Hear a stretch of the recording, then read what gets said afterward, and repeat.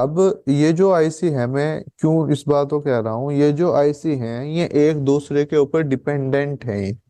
Dependent क्यों है? वो कुछ इस तरीके से डिपेंडेंट है कि जो इसमें आपकी सेकेंडरी पावर आईसी है उसके कुछ स्विचेस इस जो आपकी टर्सरी पावर आईसी है इसको एक्टिव करेंगे, और जो ये आपकी टर्सरी पावर आईसी है इसके कुछ स्विचेस आपकी सेकेंडरी पावर आईसी को एक्टिव करेंगे, और कुछ टर्सरी आईसी की लाइन आपकी डीसी टू डीसी को एक्टिव करेगी।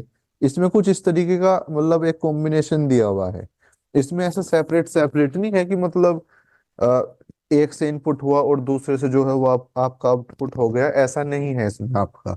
ये एक दूसरे के साथ सिंक्रोनाइज करके ही चलती हैं। ये मैं बात ऐसी क्यों कह रहा हूँ, वो मैं इसलिए कह रहा हूँ, देखिए यहाँ पे ट्रिपल पावर आईसी दी गई है। मैंने अभी जो है आपको जिस तरीके से समझाया, इनका पूरा वर्किंग आपको मैंने समझाया किस तरीके से काम कर रही है।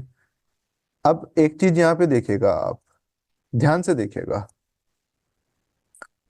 यहाँ पर है U5601, यानी कि ये जो इसमें आपकी टर्सरी जो पावर आईसी है वही है ये आपकी। अब इसके अकॉर्डिंग अगर हम सही हैं तो यहाँ पर आपका सिर्फ और सिर्फ ए होना चाहिए था। होना चाहिए था ना, जो इसके आउटपुट्स हैं, यानी कि जो इसके एलडीओस को एक्टिव कर रहे हैं तो इसी के स्विच करते हैं एक्टिव, यानी कि जो इसी के स्विचेस हैं वो आप इससे इसी में वोल्टेज इनपुट करेंगे, और इसके जो स्विचेस है उसको किस चीज से आपका डिस्प्ले किया गया है, ए से, S1A S2A S3A। पर अगर आप यहां पर देखेंगे ऐसा है नहीं आपका।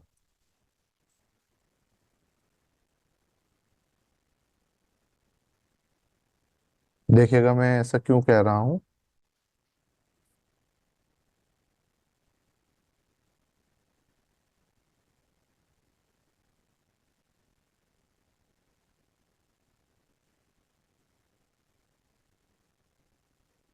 ये इसके एलडीओ में भाई सभी ठीक होगी बात। इसके एलडीओ को एक्टिव होने के लिए वोल्टेज रेगुलेटर S6C की जरूरत पड़ रही है। वी रेज बीओबी बक और बूस्ट की जरूरत पड़ रही है। S6A की जरूरत पड़ रही है। S6A तो देखो इसका खुद का है, खुद का है ना, जो भी मैंने आपको अभी ऊपर दिखाया जो। लेकिन ये जो आपको S6C दिख रहा है, ये जो स्विच दिख रहा है, ये आपका इसका यहाँ पर देखो ये सेकेंडरी पावर आईसी का स्विच है। इधर देखो जरा,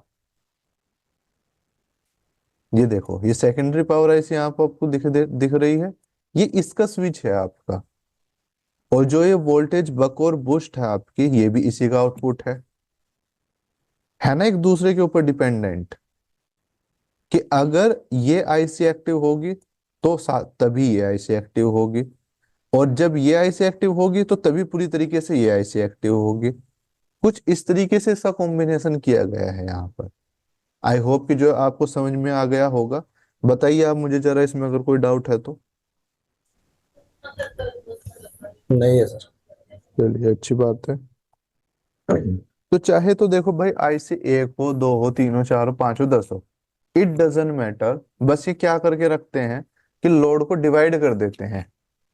अगर पहले मतलब ऐसा था कि एक आईसी के पास जो है 10 स्विच है तो उसको डिवाइड कर देंगे, पांच एक को दे देंगे, पांच एक एक को दे देंगे। अब जब जो है वो स्विच आपके डिवाइड हो जाएंगे तो जाहिर सी बात है कि वो उसका लोड अपने आप ही जो है कम हो जाएगा आपका। तो बस इतना ही है, नहीं तो ये और है कुछ नहीं आपका, आपने देखा आपके सामने है। अगर आपको कुछ भी इसमें हार्ड लगाओ, जो मैंने आपको जैसे पहले पढ़ाया था उसी के बेस पे जो है मैंने आपको ये पढ़ाया, ठीक है ना। अभी जो ये आप पढ़ रहे हो ये एक 5G हैंडसेट है, इससे ऊपर की फिलहाल कोई जनरेशन है नहीं, कोई हो तो आप मुझे बताओ। फिलहाल आप जो फिलहाल ये मैंने आपको पढ़ाया ये आपका एक 5G फोन ही है, 8 प्रो। और इससे भी कोई अगर आपका कितना भी लेटेस्ट रहेगा, कुछ भी रहेगा, अगर आपका कंसेप्ट क्लियर है, आपको एसेमेटिक्स की जो है नॉलेज है, एसेमेटिक्स को आप रीड कर सकते हैं, कंसेप्ट आपका क्लियर है, तो बड़े आसानी से आप जो है समझ जाओगे। मैंने यहाँ पे एक एक लाइन का आपको मतलब बता दिया कि किस लाइन का क्या क्या मतलब है।